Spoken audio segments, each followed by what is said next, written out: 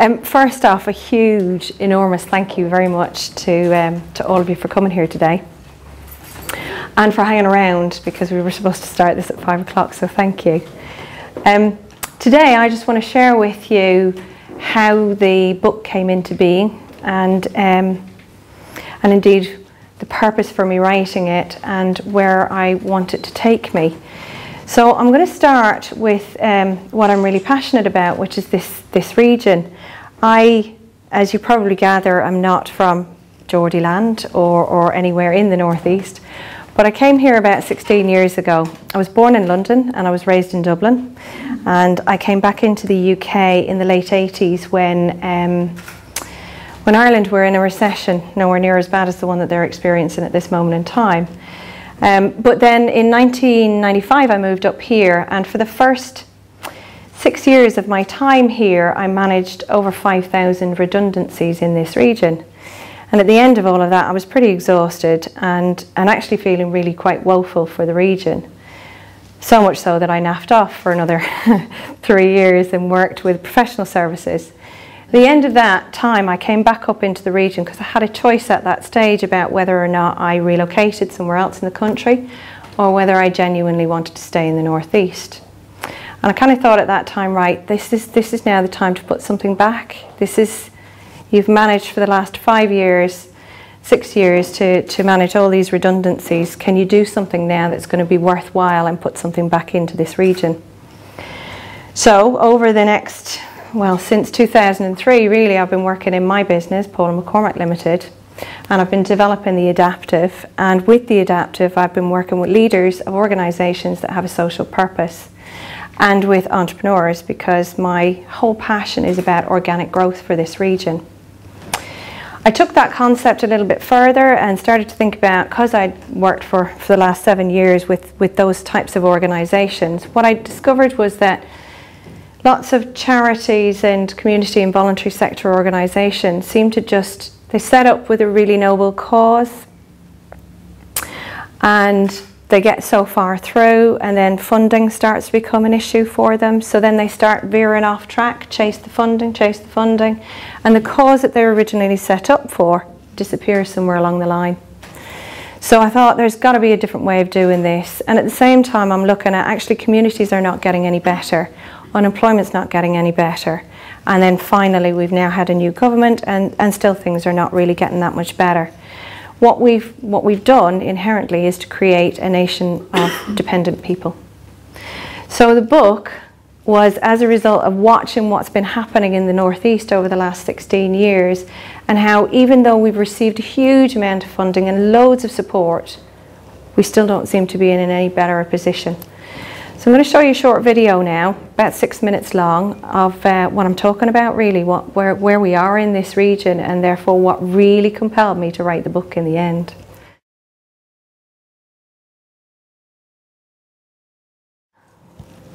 Anything in there that anybody wants to say anything about?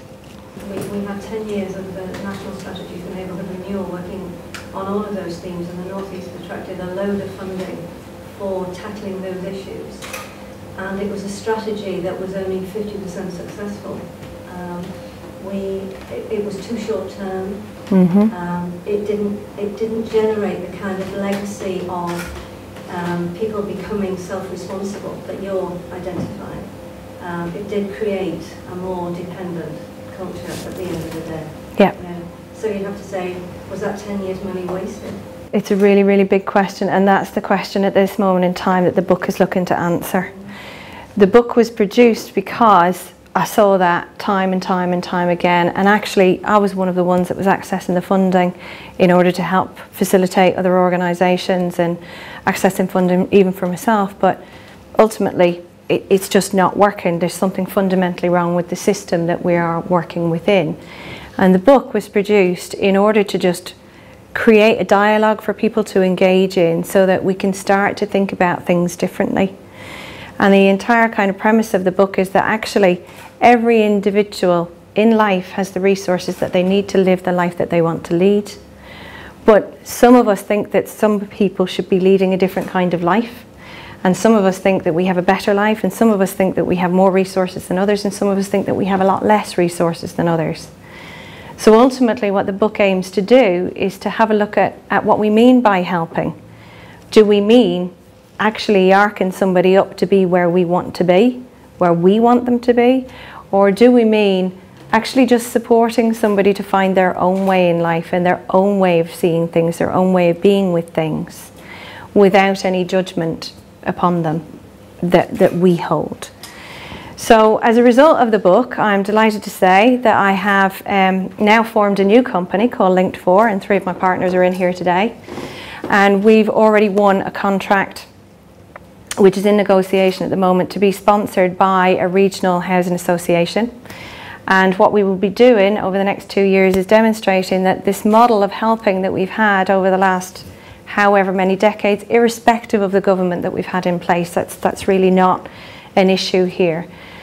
But that model just doesn't work any longer. And so over the next 2 years, we're going to absolutely prove without a shadow of a doubt that there is a different way. And that way is through facilitating the resources that are already inherent within the individual. And the book opens with a line, give a man a fish and you feed him for a day. Teach a man to fish and you feed him for life. Well, our whole helping system, our whole social structure has just continually fed fish. So it's time to start teaching people how to fish, and that's what the project is going to do. So today's launch really for me is about getting that message out there for you, and for you to take away in whatever way is right and proper for you, in whatever it is that you do and however it is that you do it, so that you start to think about what you're doing when you're helping somebody. Because we do it with the best of intentions, we do it with a lot of love behind it, and we do it because we genuinely care, but quite often it's the thing that disables and disempowers the other person. So today really, and the book, the whole book of Helpless, is about genuinely asking you to think about what the meaning of help is and how you can deliver that help differently, that does not impose you or any overlay of anything that you are onto another person, but that facilitates them to find their own way. And in doing so, through Peace One Day and a whole load of other organisations that I'm involved in, I can guarantee you that within the next 5 years the North East will look very, very different than it does today. And so that leads me to the next point. We are looking for people who would like to travel this journey with us. There isn't any money involved in it, but ultimately there is money involved in it, because at the end of it all, in 5 years' time, when we have this really prosperous region, you prosper too. So it's not about, you know, you get what you give and all the rest of it. It's just about you knowing what resources that you've got that you can use to facilitate somebody else to find their resources. So what I'd like to do now is just give you an opportunity to have a wee discussion with the person next to you about what you've heard, what you've seen, because there's some quite shocking statistics in there that, you know, we live beneath the radar, and I know I've got some politicians in here today and so on and so forth, but for the most part we live beneath the radar of what's really going on in our region. And even if we are in government or in you know, heads of organisations or whatever, we can be forgiven for not knowing the depth of what's going on outside our doorstep. So from what you've discovered here today, because it's not all bad, is that we're still doing some really great things, and we need to do some more of those really, really great things, but we need to be facilitated to do it. Just turn to the person next to you, or in threes or whatever, and just have a discussion about what help meant to you before you walked through, and whether I've enlightened you at all. Any of this process has enlightened you. If it hasn't, please tell me what you're doing, so I can replicate some of that. And what, if anything, you would like to do to contribute to facilitating this region's prosperity. Yeah, there you go. I'll leave you to it. And then I'll take some questions.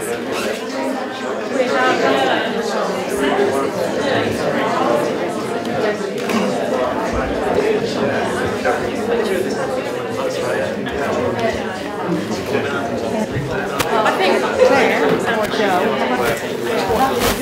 That's something to take. I mean, I certainly are. Do I get any at all? So, any feedback on that? Don't all speak at once, it's all right. I'm not from the northeast. I'm from West Cumbria, and but what you're talking about is the same as what I say. I've worked in the voluntary and community sector for many years before I started my own business, and I would agree with what you're saying. I think there's a culture of, and actually, I don't think it. You know, I wouldn't want to apportion blame, but there's some kind of.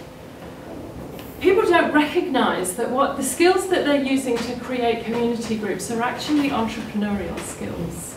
And they could be using those skills to create businesses that make profit.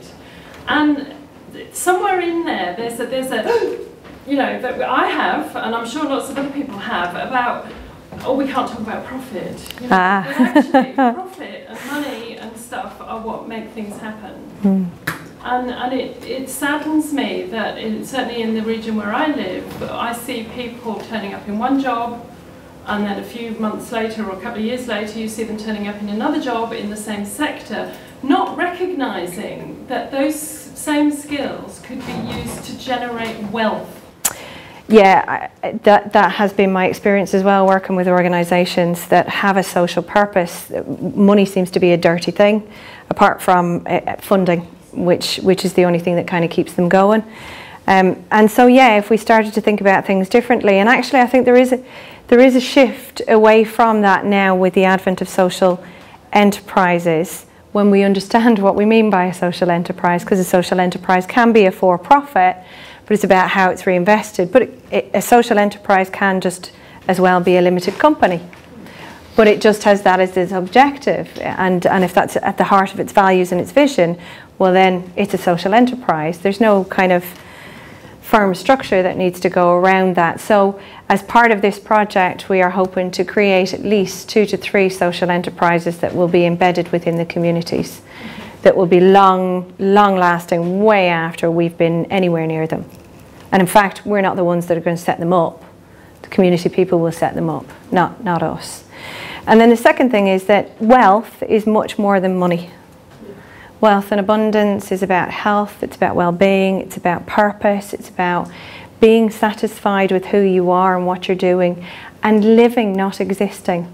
And I talk a lot about that in the book, how in this fast-paced society that we live in today, where everything is on the go, and almost everything is 24 hours. We're not quite there in Newcastle yet, or in the North region, but we do have a significant number of 24-hour stores, and pretty much anything that you want to get at any time that you want to get it, unless it's specifically the thing that you want, you'll get it. And in that fast-paced society where everything is about materialism, and your status is based on your wealth, or the car that you drive, or the house that you live in, or the job title that you have, all of that is ego-based stuff, and that's the thing that's been driving Western society now for some time, for a couple of decades. And within all of that, when we continually press, we end up in an existence. And then someday we wake up and we kind of go, well, where did I get to with all of that? What was all of that about? And there's more and more people waking up to the fact that they are chasing themselves and not really getting anywhere at all, and making fundamental shifts in their lives. And that's the environment that we want to create through this project. The environment that we want to create is a space where people can explore, stop, reflect, and just start thinking about what it is that we're doing and why we're doing it and how we're doing it. I mean, one of the organisations that I'm working with at the moment, very formidable, and yeah, definitely has a brand in the region, but it goes at 90 miles an hour all the time. It never slows down. And I finally got them to stop, and they've gone, oh my God, did we arrive here, and what did we lose along the way? And, oh, well, our executive team are here, but all the staff and the people that we're supposed to be serving are way over here going, hello, where are you, kind of thing. So we need to provide a space where people can stop and reflect and really think about what they're doing. Reassess their values, reassess their beliefs. Are those beliefs still serving them? Are they not? And if they are great, hang on to them. If they're not, well, what beliefs would you like to create in your life instead? So for me, yeah, wealth, thank you very much for raising it. Wealth is so much more than this thing, because it can only buy you so much. Martin? There is reference to a paradigm shift, which is, I guess, what you've been describing. And I think it's great. I think it's a great idea and concept. And I think everything is about timing, because it's very, very relevant now for many different reasons, political, socio-economic. Yeah. And in South Tyneside, we've been examining this issue about moving from dependence to independence and choice. But there also has to be a global context to what you're describing, because competitiveness is also what drives things. And with that goes ego. Yes. And you can't escape it. And so India, China, the pace at which they're expanding at the moment, and we are competing in that global economy, we have to both engender and support in our young people ambition, aspiration, but we've also got to have something for them to aspire to. Yeah. So as regional leaders, we have to make sure that we are trying to attract the new sectors, the new industries, trying to compete in the global market so that the jobs are there and the opportunities are there to match some of that aspiration. And of course, I mean, the point that's just been made is about community entrepreneurs. Yep. And we have some great examples of that. And I think everything starts with small fires, doesn't it? But there is a broader global context to it which can't be forgotten in this particular paradigm shift that you've described. Yeah, I mean, the paradigm shift globally is actually happening, and if you look at Asia's at the moment and the uprisings in Egypt and so on and so forth, that consciousness is arising there, and in their minds at this moment, it's not about an economic prosperity, it's about actually being able to live the way that I want to live. So couple that with what's going on in America and almost bankrupt over there, and then we've got the rest of Europe, and we've got a huge amount going on in the rest of Europe, and then we've got Japan, who's just had major natural disaster and has stepped way back in time, and they need to come forward again. So it seemingly there is a lot of forces in place that are kind of eradicating systems and structures that we have traditionally had and hung on to in order to determine all of this competitiveness and what competitiveness is really about. So what it does is to provide us with a space, and we need to take advantage of that space. And that space starts in the classroom and in our education system. And at this moment in time, what we do from the age of 5 through to 16 is knock the living daylights out of any curiosity, enterprise skills or entrepreneurship or individualism while we take a child through school. And in those years, as you'll have read in the book, they're crucial for the individual's development and how they will end up seeing the world and how they will end up being in the world. So if we really do want to get that paradigm shift working for us in a really quick pace, then we need to get into our schools and we need to start doing something very, very different in our education systems. Does that help? Yeah. We've got a fantastic space there at the moment. Now, I mean, I'm specifically looking at the Northeast here because I want to prove that the model works, and if anywhere could do with it, it's the Northeast. So as soon as we get that up and running and we start rolling with it and the lessons that we're learning on the way through it, we want to get them as wide and far as we can, which is why I wrote the book. I wrote the book to start the dialogue in whatever way I could. It's gone right the way through Whitehall and Westminster. How many have read it, I don't know, but we are starting to receive some feedback. So between the two, if we're doing this work here in the region, we keep promoting the book as much as we can and getting that message out there, then I think we can start to create more and more of that space. And even if it's not creating the space in the moment, it's planting the seeds that will create the space for time to come. And then there's people like you who are already there, you've already got it. You know, just keep going, doing what we're doing, and just keep plugging the message, and others will come along. We need to shine a light so that others can find their way. It's not that we want others to follow us and what we're doing and how we're doing it. It's just that we want to illuminate so that they can choose a path, any path that they want to choose. But at this moment in time, there's a huge amount of our population just in pure darkness. So yeah, it's just about creating that space and that light. Anybody else? Kind of disagree with you a little bit around what schools do to our children. Yeah. I think, yeah, in part some do. But I also think that at a certain age, when people are bombarded by media images showing them what they should be. Yes. How they should be. Yeah. From 0 to 5, children are in the greatest learning state that they're ever going to be in. From 5 through to 12, they're still in an amazing learning state. From 12 onwards, they're pretty much shaped and values and beliefs are pretty much inset in them at that stage. But none of that is to detract from the original personality of the individual. So society and what it does, and media and what it does, and a huge amount of it subliminal, has a huge role to play. But where the child comes from a solid, sound foundation, and that both being at home, in their community and in their school, then actually that media has a lot less impression on them. So we don't need to go fight the media. We just need to create the environment where a child can grow into themselves in a productive and positive way.